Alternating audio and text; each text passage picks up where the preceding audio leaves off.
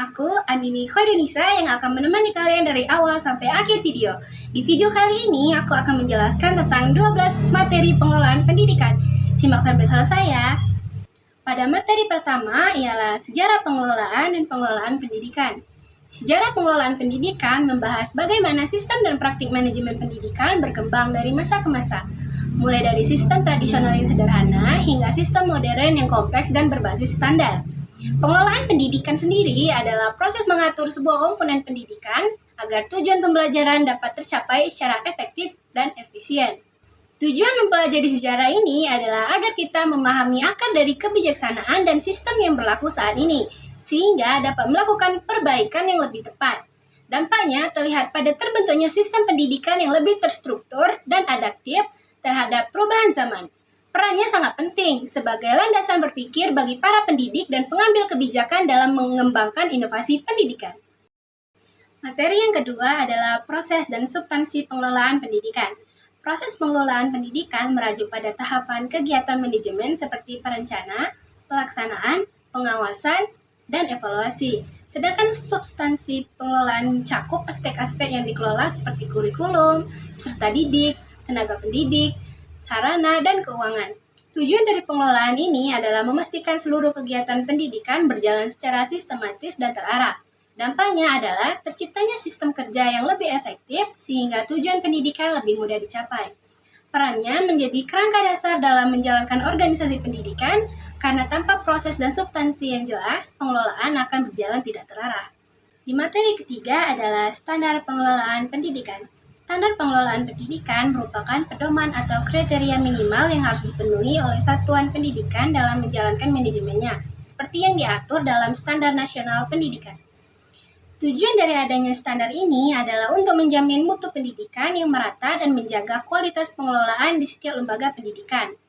Dampaknya adalah meningkatnya akuntabilitas dan transparansi dalam pengelolaan pendidikan. Perannya sangat penting sebagai acuan bagi sekolah dalam menjalankan kegiatan operasional serta sebagai alat evaluasi untuk menilai keberhasilan pengelolaan pendidikan. Pada materi keempat adalah pengelolaan kurikulum dan pembelajaran. Pengelolaan kurikulum dan pembelajaran adalah upaya merencanakan, melaksanakan, dan mengevaluasi kegiatan belajar mengajar agar sesuai dengan tujuan pendidikan. Kurikulum menjadi panduan utama dalam menentukan materi, metode, dan penilaian pembelajaran. Tujuannya adalah agar peserta didik dapat mencapai kompetensi yang diharapkan. Dampaknya terlihat pada meningkatnya kualitas proses belajar dan hasil belajar siswa. Perannya sangat sentral karena guru sebagai pelaksana pembelajaran dan sekolah sebagai pengelola kurikulum harus mampu menyesuaikan dengan kebutuhan siswa dan perkembangan zaman. Materi selanjutnya adalah pengelolaan pendidik dan tenaga kependidikan. Pengelolaan pendidik dan tenaga kependidikan mencakup seluruh proses yang berkaitan dengan sumber daya manusia di sekolah, mulai dari perencanaan kebutuhan, rekrutmen, penempatan, hingga pengembangan profesional. Tujuannya adalah untuk memastikan bahwa tenaga pendidik memiliki kompetensi dan profesionalisme yang tinggi. Dampaknya adalah meningkatnya kualitas pembelajaran dan kinerja sekolah secara keseluruhan. Perannya sangat penting karena guru dan tenaga kependidikan merupakan aktor utama dalam penyelenggaraan pendidikan, sementara kepala sekolah berperan sebagai pengelola dan pengarah. Yang keenam adalah pengelolaan peserta didik. Pengelolaan peserta didik adalah proses mengatur dan membina siswa sejak mereka masuk hingga lulus dari satuan pendidikan. Hal ini mencakup penerimaan mahasiswa baru, pembinaan, pengembangan minat dan bakat, hingga evaluasi hasil belajar. Tujuannya adalah untuk mengembangkan potensi siswa secara optimal baik secara akademik maupun non-akademik. Dampaknya adalah tercapainya lingkungan belajar yang kondusif dan siswa yang berkembang secara menyeluruh. Perannya terletak pada guru sebagai pembimbing dan sekolah sebagai fasilitator dalam mendukung perkembangan peserta didik. Yang ketujuh adalah pengelolaan sarana dan prasarana pendidikan. Pengelolaan sarana dan prasarana pendidikan berkaitan dengan penyediaan, pemanfaatan, dan pemeliharaan fasilitas pendidikan seperti ruang kelas, perpustakaan, laboratorium, dan media pembelajaran. Tujuannya adalah agar mendukung proses pembelajaran agar berjalan dengan lebih nyaman dan efektif.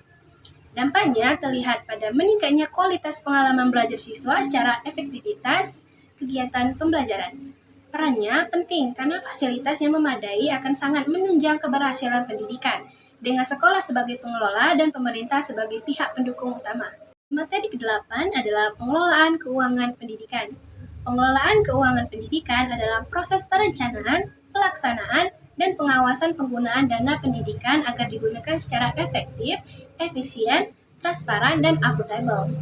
Tujuannya adalah untuk memastikan bahwa semua program pendidikan dapat berjalan dengan dukungan dana yang memadai. Dampaknya adalah meningkatnya kepercayaan masyarakat terhadap lembaga pendidikan serta kelancaran kegiatan sekolah. Perannya sangat vital karena tanpa pengelolaan keuangan yang baik, kegiatan pendidikan tidak dapat berjalan optimal. Yang kesembilan adalah pengelolaan hubungan sekolah dan masyarakat. Pengelolaan hubungan sekolah dan masyarakat adalah usaha untuk menjalin komunikasi dan kerjasama antara sekolah dan orang tua, komunitas, dan pihak terkait lainnya. Tujuannya adalah untuk memperoleh dukungan dan partisipasi masyarakat dalam penyelenggaraan pendidikan. Dampaknya adalah terciptanya hubungan yang harmonis serta meningkatnya citra sekolah di masyarakat.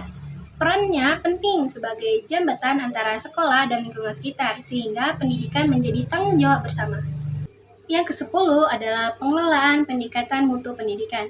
Pengelolaan peningkatan mutu pendidikan merupakan serangkaian upaya yang dilakukan secara sistematis dan berkelanjutan untuk meningkatkan kualitas pendidikan. Tujuannya adalah untuk menghasilkan lulusan yang kompeten dan memenuhi standar yang telah ditetapkan. Dampaknya adalah meningkatnya daya saing lembaga pendidikan serta kualitas sumber daya manusia yang dihasilkan. Perannya melibatkan seluruh komponen pendidikan mulai dari guru, kepala sekolah, hingga pemerintah sebagai pengarah kebijakan. Yang ke-11 adalah supervisi akademik dan supervisi manajerial. Supervisi akademik adalah kegiatan pembinaan yang berfokus pada peningkatan kualitas pembelajaran, sedangkan supervisi manajerial berfokus pada pengelolaan sekolah secara keseluruhan. Tujuannya adalah untuk meningkatkan profesionalisme guru dan keefektivitasan manajemen sekolah. Dampaknya adalah peningkatan kualitas pembelajaran dan kinerja organisasi sekolah. Perannya sangat penting karena melalui supervisi, kelemahan dapat diidentifikasi dan diperbaiki secara berkelanjutan oleh kepala sekolah atau pengawas. Yang terakhir adalah kepemimpinan pendidikan dan pengambilan keputusan. Kepemimpinan pendidikan adalah kemampuan seseorang, terutama kepala sekolah, dalam mengarahkan, memotivasi, dan mengelola seluruh komponen pendidikan untuk mencapai tujuan. Pengambilan keputusan merupakan bagian penting dari kepemimpinannya yang berkaitan dengan menentukan langkah terbaik dalam menghadapi masalah. Tujuannya adalah untuk memastikan organisasi pendidikan berjalan secara efektif dan mampu beradaptasi dengan perubahan. Dampaknya adalah terciptanya lingkungan kerja yang kondusif dan peningkatan kinerja sekolah. Perannya sangat strategis karena pemimpin menjadi penentu arah dan keberhasilan suatu lembaga pendidikan.